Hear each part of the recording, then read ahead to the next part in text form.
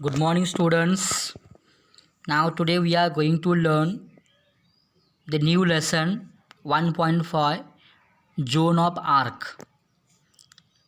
Here, before going to turn towards the actual lesson, we must have to go through the warming up activity. It is also very important from the exam point of view. Now, we are learn, going to discuss warming up questions first. In that first question, discuss in groups or pairs and make a list of the weapons used in the old times and in the present times. Here we have to discuss the weapons which are used in the past and weapons used nowadays in modern times. Now you have to think of yourself and which weapons are used in the past. At first I'm going to tell you, according to me, these are the weapons which are used in the past. This table: stones, bow and arrows, spears, swords, catapults, axes, daggers. These are the weapons used in the past. Again I'm going to repeat: stones, bow as well as arrows, spears, swords, catapults, axe, daggers. These are the weapons used in the past. Now weapons used nowadays in modern times: missiles, hand grenades, bombs, guns, tanks, rifles, nuclear weapons. These are the weapons we used in modern times or nowadays. Now, second question: imagine that you are the captain of your school kabaddi team. Imagine that you are the captain of your school kabaddi team. Your final match is against a very strong team. Your team members are sure that you will lose. How will you boost their morale? Work in groups and prepare a short list of what can encourage the team.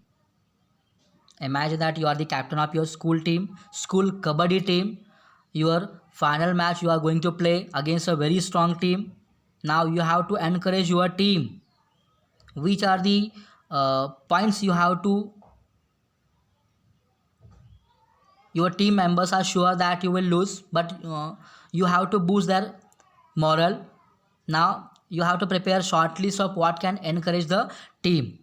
Here you have to point out your team's strong points as well as the opponent's weak points, the hard practice you have to put in, the various occasions when teams have won unexpectedly. All these you have to think, you have to consider, and you have to discuss with your teammates, and definitely you can win in the final.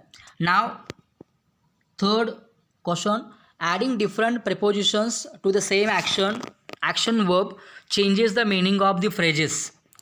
Thus form, for example, call out, it means it indicates announce. Call at, visit. Call for, summon. Call up, make a telephonic call. Call up, cancel. All these things, all these prepositions to the same action verb. Here the meaning of the phrases. Now we have to gauge the difference in meanings of the underlined phrases. Here some phrases are underlined. We have to gauge the meaning, what it indicates actually. Here the first one: he promised to look into the matter. Here the phrase to look into means here investigate. What it means? To look into means what? Investigate. He promised to investigate the matter. He promised to look into the matter, it means he investigate. Second, B, he asked me to look for his lost book. Here the phrase to look for is underlined. To look for means what here? Search. He asked me to search his lost book. To look for means what here? Search. The first, to look into means investigate. Second, to look for means search. Now see, I shall look forward to your arrival. I shall look forward to your arrival. Here the word or the phrase look forward, it means await eagerly. Look forward means what? Await eagerly. Second one, an epidemic of cholera broke out in the villages or village. An epidemic of cholera broke out in the village. The phrase broke out is underlined here. It means started suddenly. Started suddenly. An epidemic of cholera started suddenly in the village. Broke out means started suddenly. B. The thieves broke into the locked house. Here the phrase broke into, it means entered illegally and forcibly. Entered illegally as well as forcibly, it means broke into. The thieves entered illegally into that locked house. Third, see here, they broke up their friendship. They broke up their friendship. The phrase broke up is underlined here. It means ended. They ended their friendship. Broke up here, ended.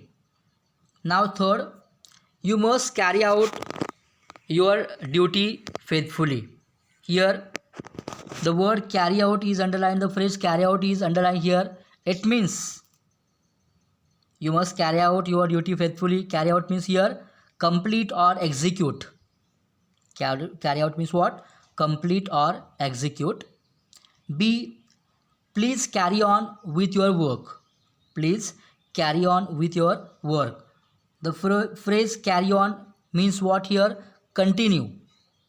Please continue with your work. Carry on means what? Continue.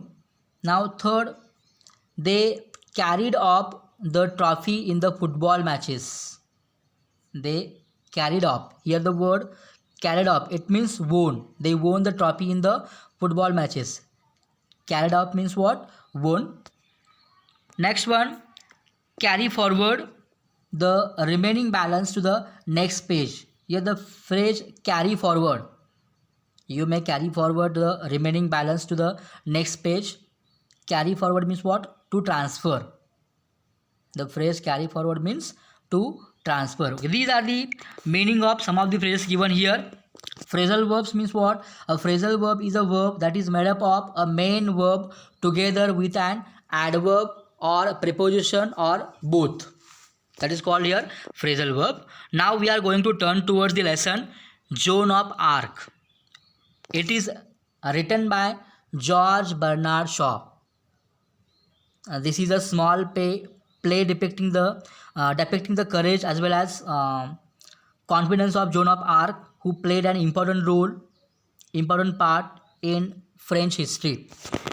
George Bernard Shaw, 1856 to 1950, was an Irish playwright and critic, one of the famous playwright as well as critic from Ireland, whose name was George Bernard Shaw.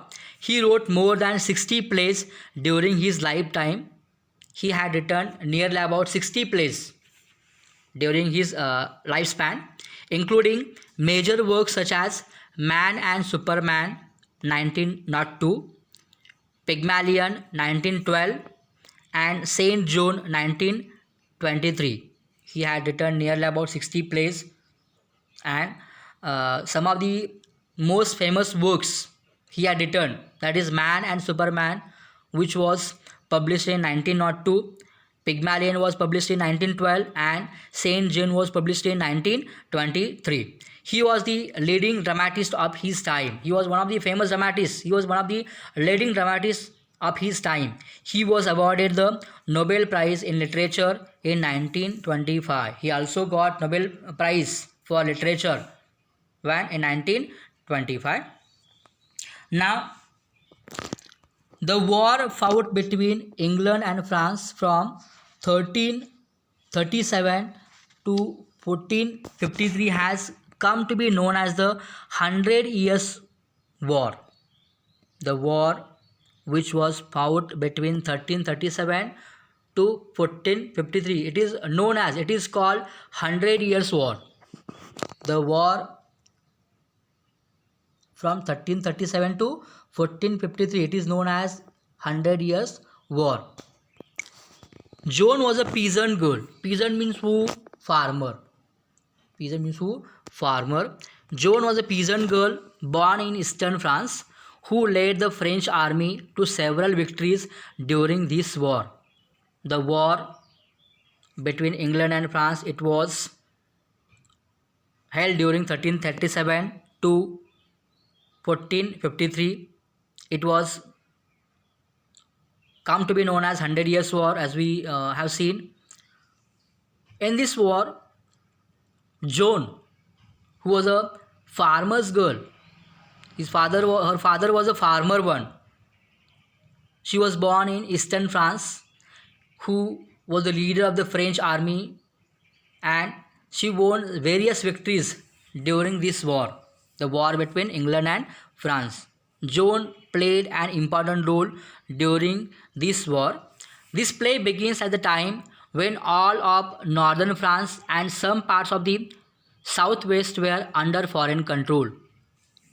The play begins at the time when all the northern France as well as some of the southwest part, which was under foreign control, which was under England.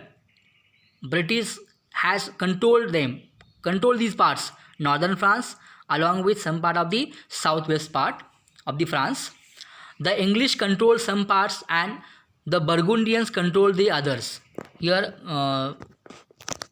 two countries are mentioned here, English as well as Burgundians. They both controls some parts of the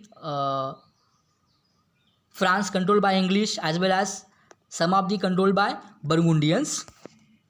The city of New Orleans, one of the few remaining French cities, was held by the English. The very famous city, Orleans, economically also, like our Mumbai, the city of New Orleans, one of the few remaining French cities, was held by the English. Some of the famous cities which were held by, which were controlled by English or British. The year is 1429. Captain Robert de Baudricourt, a military officer, is seated at the table. When the play began, at that time it was 1429, and one of the Captain Robert de Baudricourt, who was a military officer, who was seated at his at the table. His steward stands facing him. His steward who stands there, he was also before him. He was stand facing him. Now the play start. Robert said, I told you to throw the girl out. I told you to throw the girl out. He said that. Robert म्हणतो की पटकन त्या मुलीला पहिला हाकलवून लावा. I told you that, throw that girl. You have 50 armed soldiers and dozens of strong servants to carry out my orders. Are they afraid of her? Now you have 50 armed soldiers along with dozens of strong servants. Are you all afraid of her? He told that, Robert told his steward that, throw that girl out. तुमच्याजवळ 50 arm soldiers आहेत, जवळपास डझनभर strong servants आहेत माझ्या orders पाळण्यासाठी. तुम्ही सगळी तिला घाबरता का? तिला पहिलं तुम्ही हाकलवून लावा, असा रॉबर्ट म्हणतोय. Now steward said, no sir, we are afraid of you. We are afraid of you, but she puts courage in us. She really doesn't seem to be afraid of anything.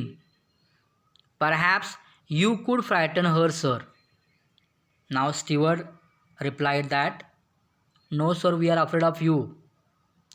We are not afraid of her, but we are afraid of you.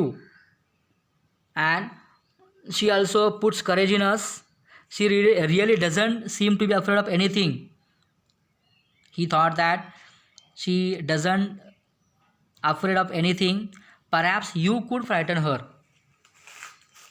Definitely you could frighten her, steward says him that. म्हणजे आम्ही तिला घाबरत नाही असं steward म्हणतोय, आम्ही तुम्हाला घाबरतोय, पण कदाचित असं वाटतं की ती कशालाच घाबरत नाही आहे, तुम्हीच तिला घाबरवू शकता, असा स्टीवर्ड म्हणतोय. Now Robert said grimly, perhaps where is she now. Gravely means what here? Seriously. Robert seriously said that, where is she now? म्हणजे ती आता नेमकी कुठं आहे, कुठं आहे तिला मला बघायचं आहे, नेमकी कुठं आहे ती, तो गंभीरपणे म्हणतोय. Now steward, down in the courtyard sir. Where is she now? Down in the courtyard. Down in the courtyard sir. Robert goes to the window and asks the soldiers to send the girl up. Steward, he replied that she is in the courtyard. After saying that, Robert goes towards the window and asks the soldiers to send the girl up. Now the girl enters. She is a well-built, strong country girl of 17 to 18 years. She was now the girl enters. आता ती मुलगी वरती आलेली आहे. Robert जेव्हा तो खिडकीपाशी जातो आणि त्या मुलीला वर पाठवायला सांगतो आपल्या सोल्जर्सना. Now the girl enters. आता ती मुलगी येते. Near about 17 to 80 years. The strong और well built girl, strong country girl असं म्हटलेलं आहे, म्हणजे गावाकडची अशी मजबूत बांधायची ती मुलगी आहे. The squire's glare neither frightens her nor stops her. Now, the squire means here Robert. The Robert's glare means looks. Robert's looks neither frightens her nor stops her. She speaks confidently. She was looking confident girl. तर रॉबर्टनी त्या अधिकाऱ्याने अगदी तीक्ष्ण नजरेने तिला बघितलं. त्याला glare म्हटलंय. पण तरीसुद्धा ती अजिबात घाबरलेली नाही. तिचं बोलणंसुद्धा अगदी कॉन्फिडंट होतं. ती थांबलेली नाही. ती अगदी कॉन्फिडंटली बोलते. She speaks confidently now. Joan, good morning captain squire. You are able to give me a horse and arm and some soldiers and send me to the dolphin. What she actually demand? She was none other than Joan. Already we have seen that before. She was a peasant girl. She was, her father was a farmer. She said good morning to Robert. Captain Squire, you are able to give me a horse. What she actually demanded, what she want? Horse, armor. Armor means what here? Protective clothing of metal or leather worn in battles by soldiers in former times. That is called armor. In Marathi we called it चिलखत. तिला नेमका कोणकोणत्या गोष्टी पाहिजे बघा. तिला what she actually want? Horse, armor, as well as some soldiers. And she actually also she demands that send me to the Dauphin. Who was Dauphin here? Dauphin was the king of France. The king of France. What the Joan actually demands?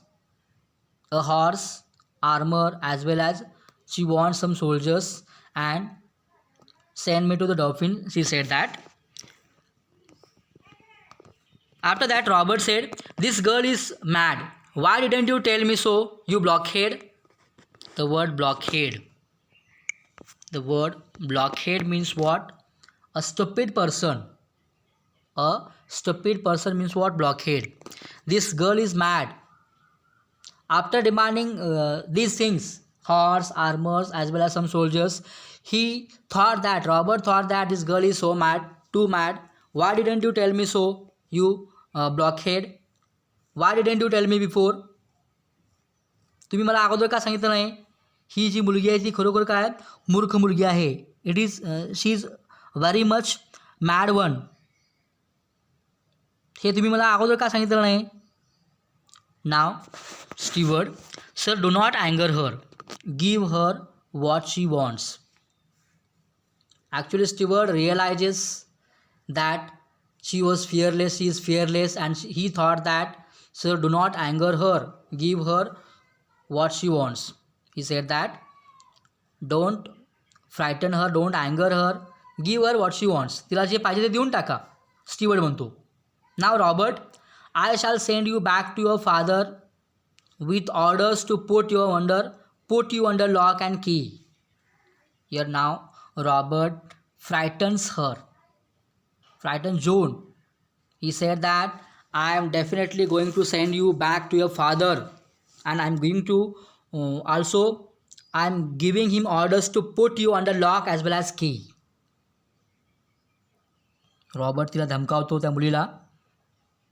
तो काय म्हणतो बघा, मी तुला तुझ्या वडिलांकडं परत पाठवून अगदी कुलपाच्या आतमध्ये कोंडून ठेवण्याचा मी तुला हुकूम देणार आहे, ऑर्डर देणार आहे. I am going to give you orders as well as send you back to your father with orders to put you under lock and key.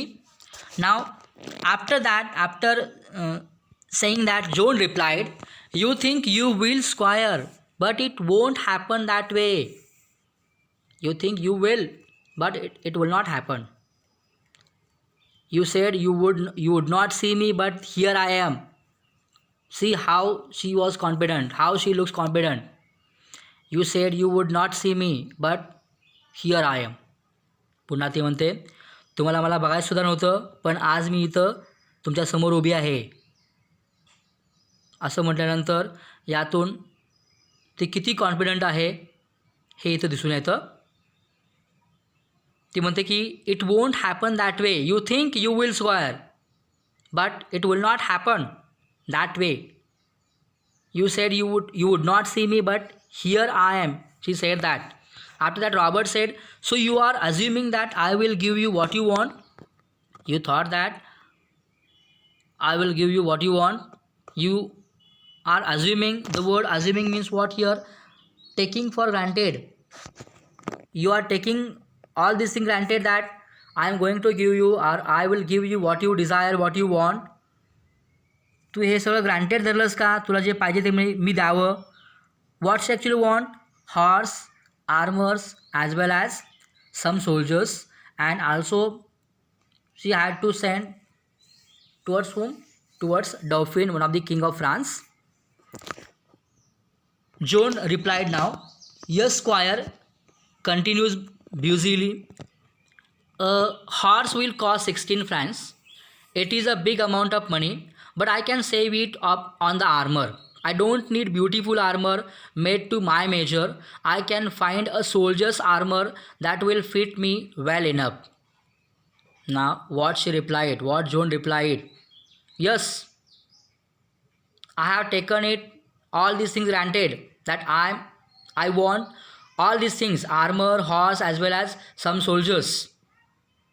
Again, she had continued that the horse will cost nearly about 16 francs.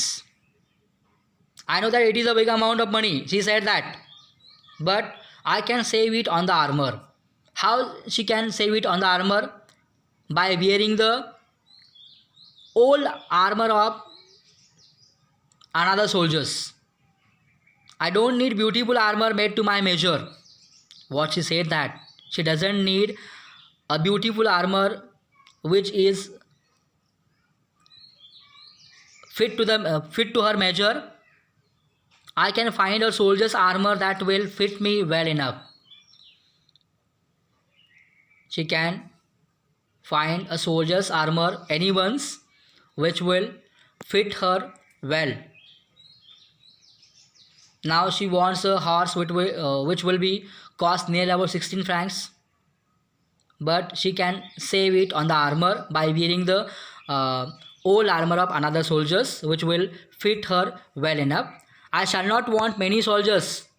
Again she said that I don't want many soldiers. The Dauphin will give me all I need to free Orleans. What she actually wants? She wants to free Orleans from British, because Orleans is actually in the control of British and it is a famous city of France. She wants to free it, and again she said that Dauphin will give me what I want, what I need. Who was Dauphin? That is given here. The word Dauphin.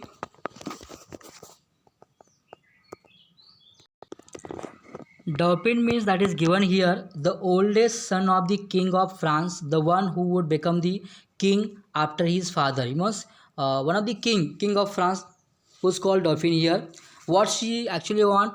She shall not want many soldiers. The Dauphin will give her all she needed to free Orleans. She actually wants to free Orleans from the British control. Now, what she actually demanded from Robert? A horse, as well as armor and some soldiers. Here, the Joan wanted Captain Squire to give her a horse, armor, and some soldiers, and sent her to meet the Dauphin, who was the king of France. That was the reason she wanted to meet him. Joan did not ask for many soldiers from the Captain Squire because Joan did not ask for many soldiers because she according to Joan, she thought that Dauphin would give her all that she needed. So she didn't demand many soldiers from the Captain Squire, Robert. Up to here, we are going to see to free Orleans up to here. Now, with the help of this video lecture, I am going to give you some of the exercise which will be in the PDF format. You have to solve it promptly and you must have to give me or send me its feedback. Thank you.